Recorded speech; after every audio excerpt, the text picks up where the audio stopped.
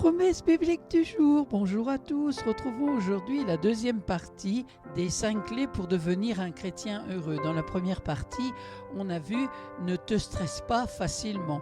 En numéro 2, apprends à te réjouir des merveilleuses choses que Dieu te donne. En numéro 3, évite de regretter. Un autre ennemi du chrétien heureux est le regret. Le passé est déjà passé.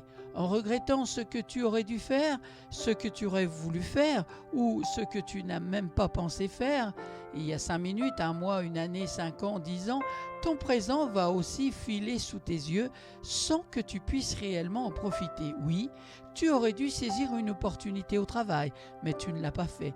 Tu aurais voulu choisir une autre filière dans tes études, mais tu as opté pour une autre. Ou tu aurais dû t'attacher les cheveux avant de quitter la maison, mais tu as oublié de le faire. Des choses les plus futiles à celles les plus importantes, regretter ne sert strictement à rien. Oui, tu peux en retenir une leçon de vie. C'est à cela que sert le passé d'ailleurs. Mais évite de regretter et de dire « j'aurais dû, j'aurais voulu, etc. etc. » La 4e clé, ne te compare pas aux autres. On nous le dit très souvent, évitons de nous comparer aux autres. Mais c'est plus facile à dire qu'à faire. D'autant plus dans une société où les réseaux sociaux font désormais partie intégrante de notre vie, nous voyons dans nos fils d'actualité des gens qui, à l'apparence, mènent une vie de rêve, vivent dans une maison de luxe, ont une carrière prometteuse et j'en passe et des meilleurs. Ainsi, nous sommes tentés de nous comparer à eux. Ils ont déjà construit une maison alors que moi non. Ils voyagent tout le temps, je les envie. Il a décroché un superbe job et pourtant moi, j'ai rien. Mon ami, tu te fais juste du mal pour rien. Dieu n'a pas les mêmes plans pour toi que ton voisin, pour toi et ton frère, pour toi et ton ami. Alors, cela ne sert à rien de te comparer ou de mesurer les exploits. On n'a pas les mêmes vies, on n'a pas vécu les mêmes choses, on n'a pas les mêmes objectifs et on n'a pas le même rythme. Ta vie est déjà méticuleusement planifiée par Dieu. Alors, aie confiance en lui. Et pour terminer, la 5e clé pour devenir un chrétien heureux, cesse de vouloir plaire aux autres. Si tu veux vraiment être heureux, cesse de vouloir plaire aux autres. Cherche plutôt à faire plaisir à Dieu seul. Il est celui qui a le dernier mot dans ta vie. En effet, à trop vouloir chercher l'approbation des autres pour tout, tu vas finir par en être frustré et surtout épuisé.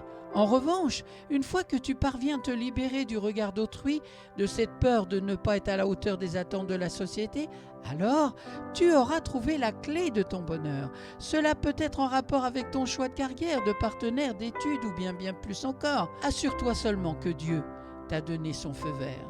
Bien sûr, ce n'est pas une raison pour devenir antisocial ou pour ne plus écouter ce que les autres ont à dire. Tu dois justement apprendre à trouver un bon équilibre entre ce que les autres attendent de toi, ce que tu veux vraiment et ce que Dieu te dit de faire. Alors, prends ta vie en main et sois heureux.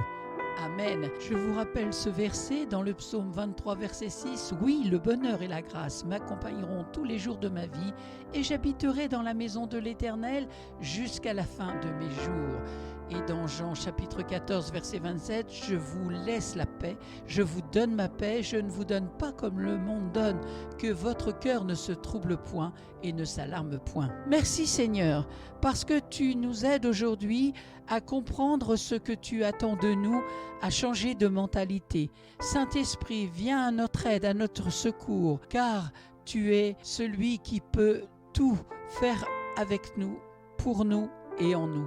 Merci Seigneur pour la grâce que nous avons de te connaître. Et pour tous ceux qui ne te connaissent pas, Seigneur, fais-toi connaître à leur cœur.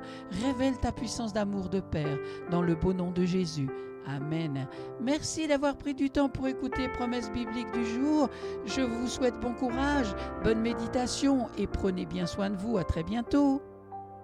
Je vous rappelle ce verset dans le psaume 23, verset 6. « Oui, le bonheur et la grâce m'accompagneront tous les jours de ma vie et j'habiterai dans la maison de l'Éternel jusqu'à la fin de mes jours. » Et dans Jean chapitre 14, verset 27, « Je vous laisse la paix, je vous donne ma paix, je ne vous donne pas comme le monde donne, que votre cœur ne se trouble point et ne s'alarme point. »